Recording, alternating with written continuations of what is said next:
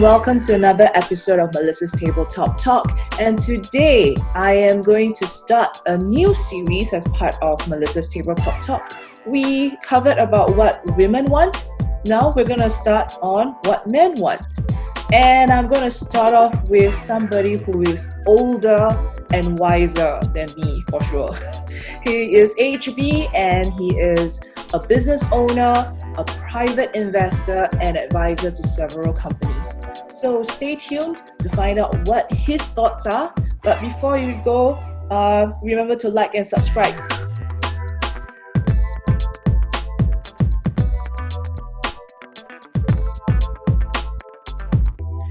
Hi HB, and thank you for doing this interview with me. Hi, Melissa. Thank you, and hi everybody. Good to be here. Yes, you're going to kickstart our new series, or my new series that I'm starting off.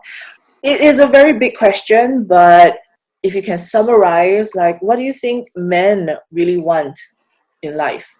Well, it's a very broad question, and there is no one straight answer because everyone's different. But broadly speaking, all men, if you ask them that question, they would say they want money, power, and women. So, in that order? yes. I would say in that order because, if you look at the Maslow's hierarchy of needs, the basic needs of food and shelter, without these, you can't think of anything else. But after you have your food and shelter, you start to think about your social, companionship, family, and so on. And then once you achieve that, you start thinking something more. Women come last. In that rank, if you have three sort of wants, then of course one is more money than you can spend, and the power to do things, and then of course the last is the women. And of course these three things that can be subcategorized into many other things. With money you can do a lot of things. You can have a lot of your wants fulfilled, and then after you've fulfilled all that, then comes power. So with power, again, it brings you to the next level of needs and wants.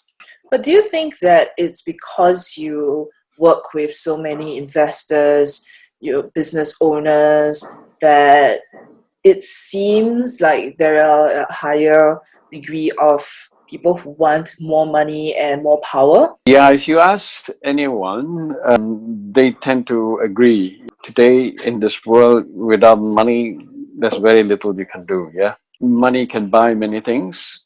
You might disagree that money can buy everything, but then some people will say, yes, it does almost everything that you need. Even love? It is subjective, but some would say yes, given enough. Of course, if you're talking about $100, that's not, you can't buy anything with $100 or $200, even a few $1,000s. But when you start to talk in terms of millions, I bet you they can buy a lot of things. I guess I see where you're coming from, but I do know some people who thought that they married someone who they love, and that because he is well-to-do, they would be able to be comfortable, but the rich husband cheats on them or cheated on them, and eventually they filed for divorce. In that case, money doesn't really buy love, does it? No, first, you have to define what love is. What's your definition?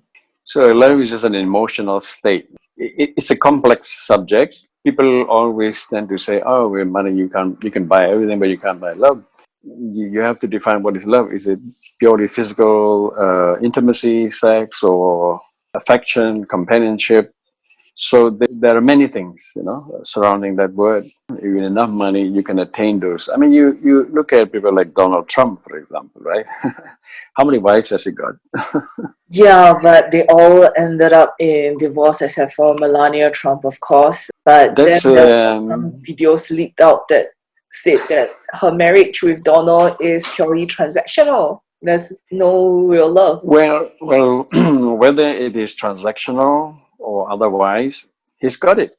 He got what he wants. Whether it is true love or whatever, it doesn't matter to him.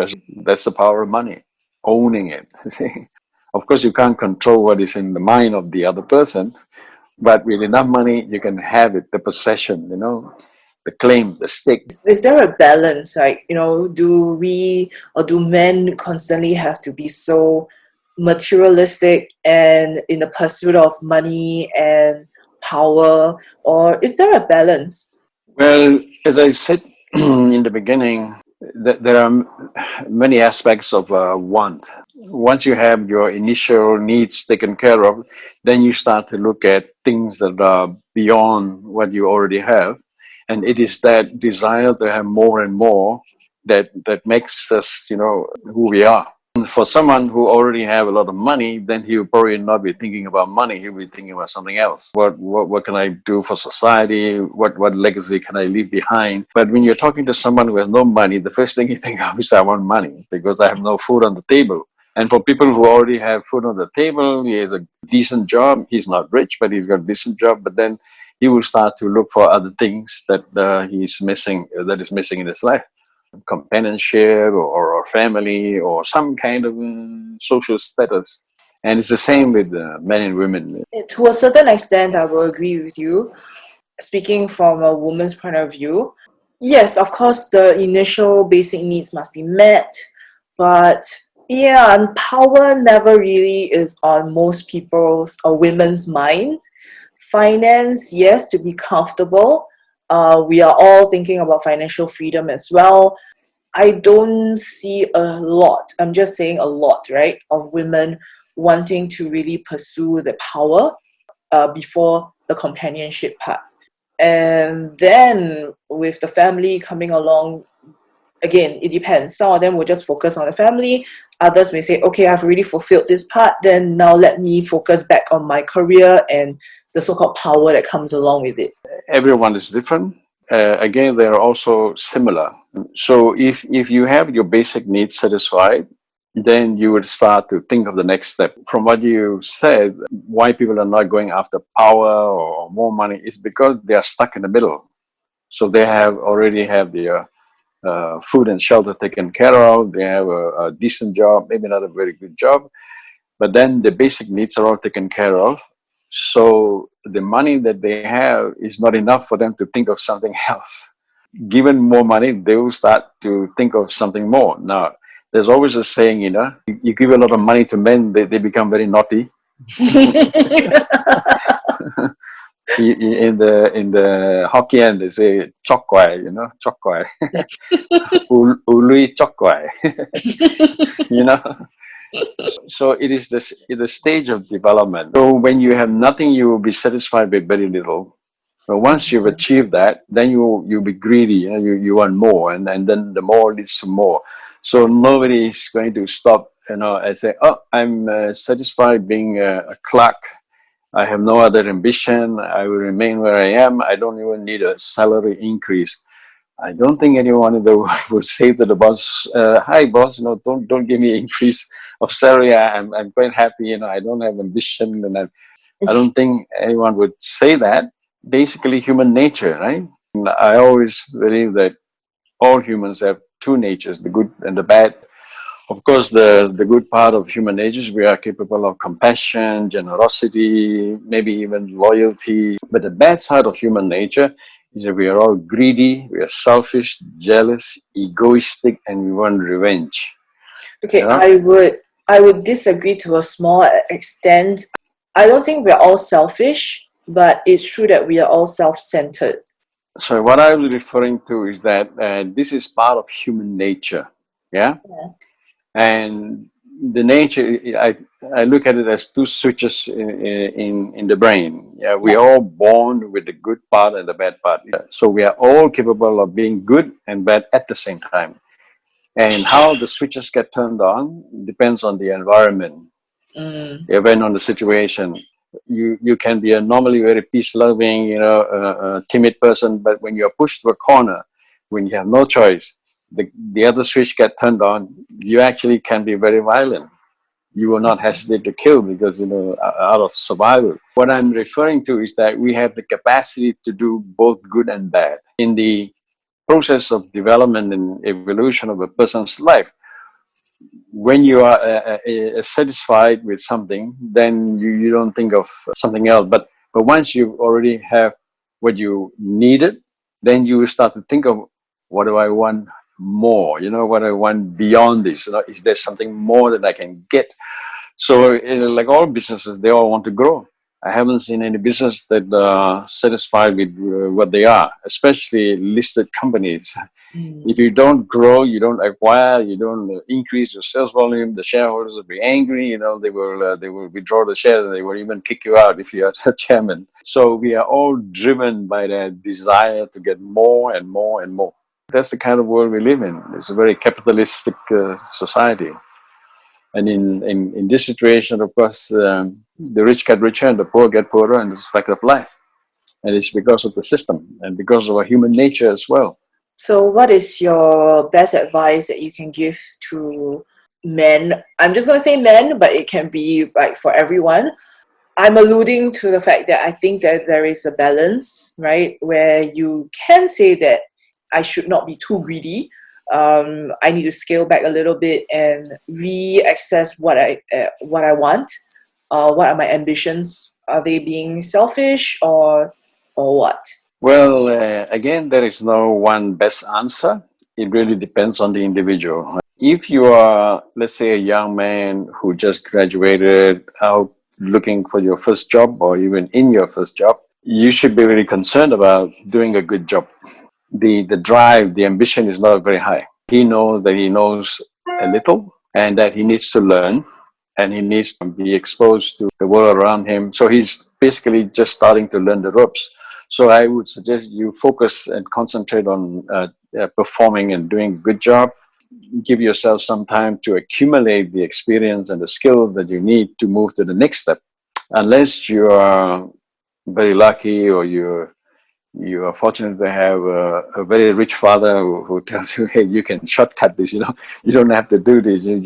I'll give you the MD's job right away. But most people, I would say, you go through the ladders.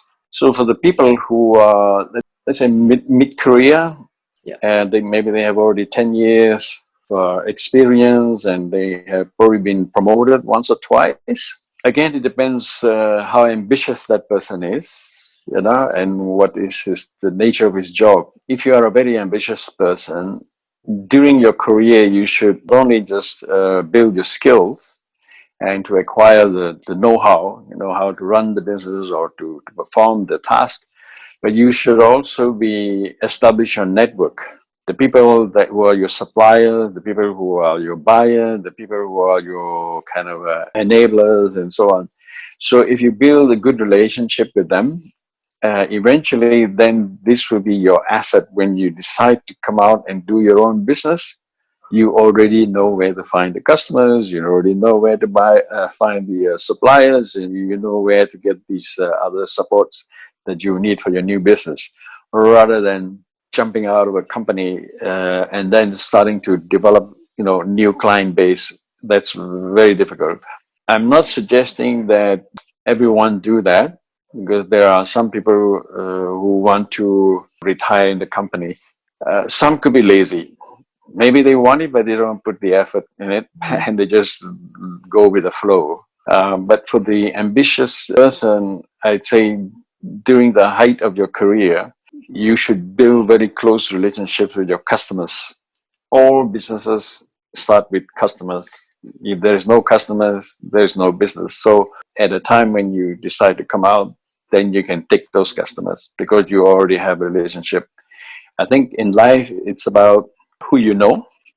And it's not just the kind of, I got his business card, we had a couple of tea together, we say hi, we are very friendly. It's not that kind of relationship.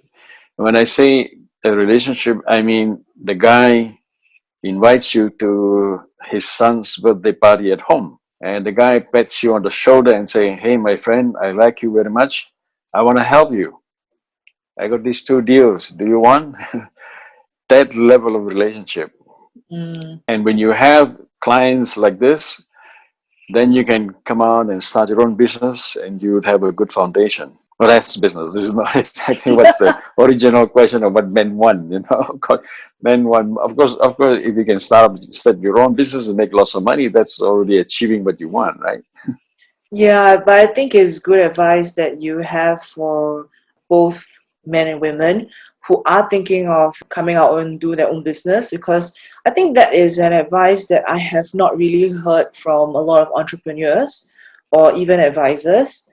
Maybe because when I go for a lot of these networking sessions or even with friends who are fellow entrepreneurs, the advice tends to be very goal driven, or specific on you need to do this for your marketing to make it things more efficient, or troubleshooting stuff like that.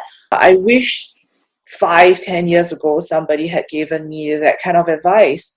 Maybe it would have led to more networking opportunities or more other business opportunities. I don't know, but I think it's great advice, great insights. Although we don't have much time, it's just a little drop of your wealth of knowledge. For all those of you who are watching this, if you want to know more about HB, we will drop a link below with his bio and maybe even his contact details if he's willing to release it. Thank you very much. It's been a pleasure. Happy to share more at future episodes. Thank you so much for today, and we'll catch you at the next episode of Melissa's Tabletop Talk. Bye. Bye. Bye.